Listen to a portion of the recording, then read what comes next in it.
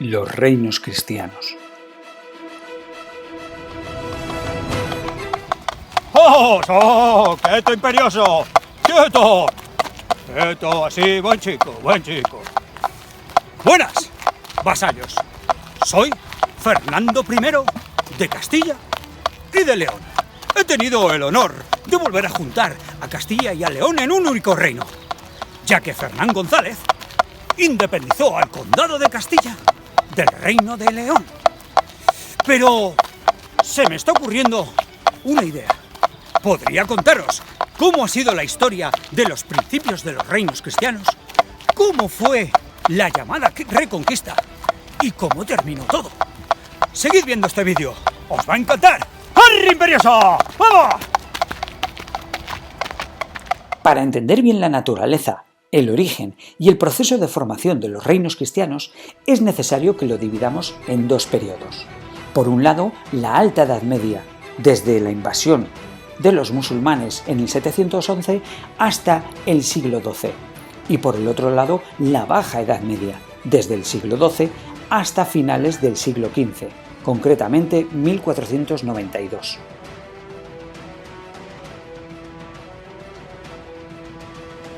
Nos situamos en el año 714. Las tropas de Táriq y de Musa consiguen conquistar casi toda la península en tan solo 3 años. Pero un grupo de insurgentes visigodos, capitaneados por Don Pelayo, se esconde tras las montañas escarpadas de la cordillera cantábrica. Y en el año 722 consiguen la primera batalla ante el ejército musulmán. Fue la llamada Batalla de Covadonga. A partir de ese momento se crea el germen de los reinos cristianos, y el primero de ellos, el reino de Asturias.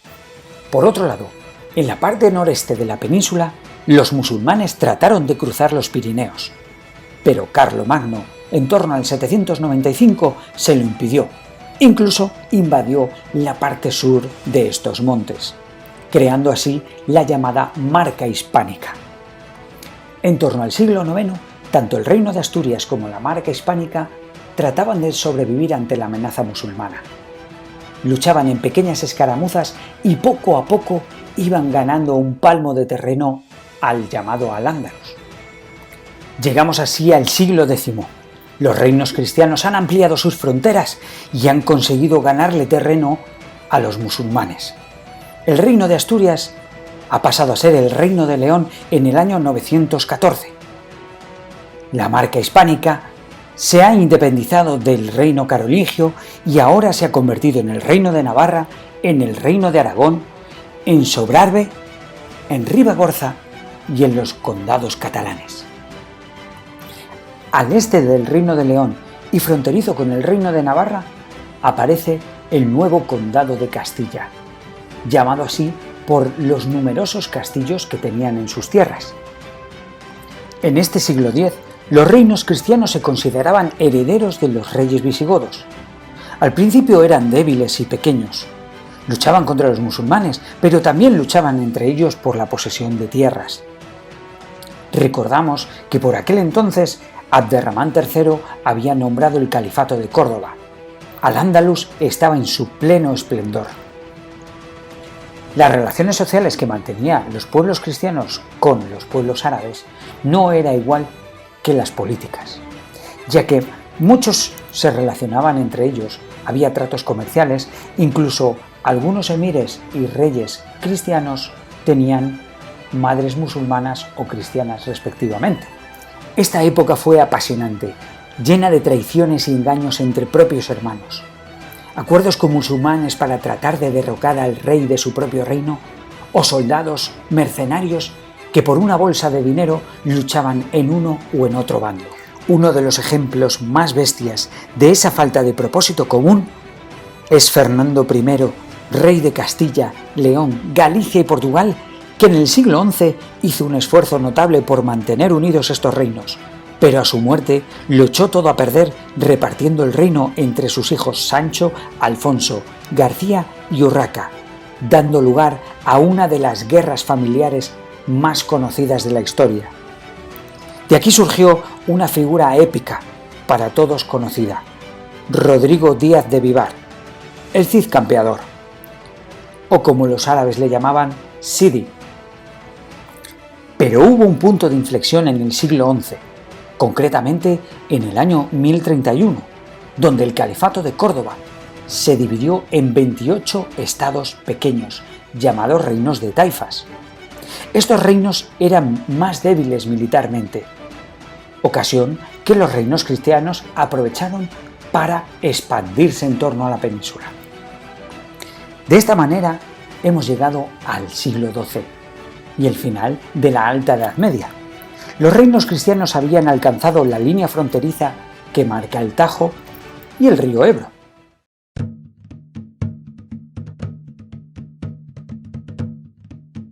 La situación política de estos reinos había cambiado. El reino de Portugal se independizó del reino de León, al igual que lo hizo el reino de Castilla. Por otro lado, la corona de Aragón fue la unión entre los condados catalanes y el reino de León. El reino de Navarra, a pesar de sus cambios fronterizos, continuó hipertérrito. Aprovechando la debilidad de los reinos de taifas, Alfonso VI, rey de Castilla y de León, conquistó en el siglo XI la ciudad de Toledo y después las tierras al sur del Tajo. Sin embargo, fuerzas musulmanas más despiadadas y sanguinarias que los débiles ejércitos de los reinos de taifas llegaron desde el norte de África, los llamados almohades.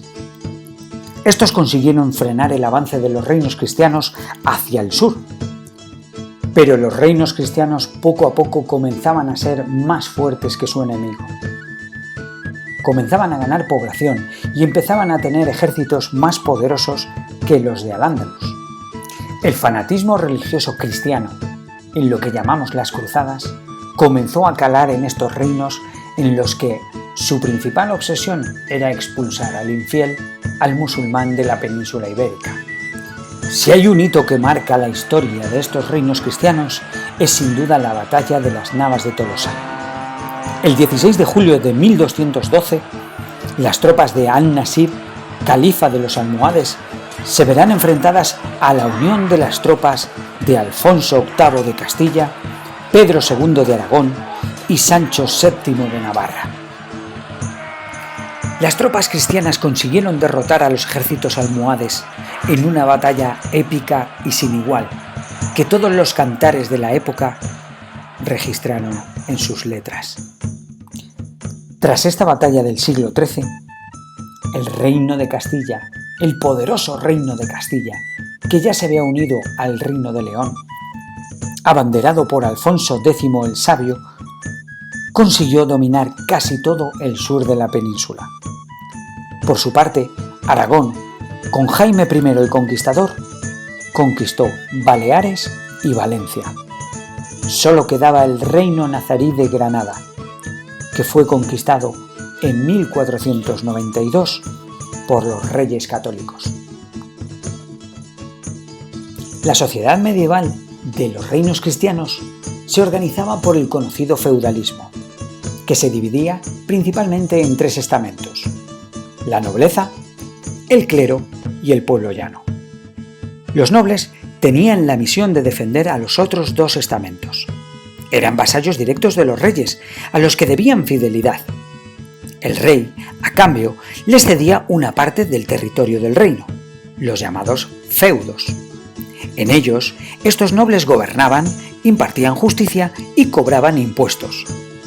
Dentro de los feudos vivía el pueblo llano, formado por campesinos. Residían en aldeas cercanas al castillo y trabajaban las tierras del noble, al que entregaban gran parte de la cosecha y pagaban numerosos impuestos.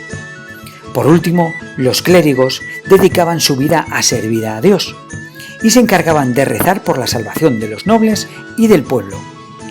En la Baja Edad Media, estos clérigos tomaron mucho poder político, en algunas ocasiones incluso más que nobles y reyes.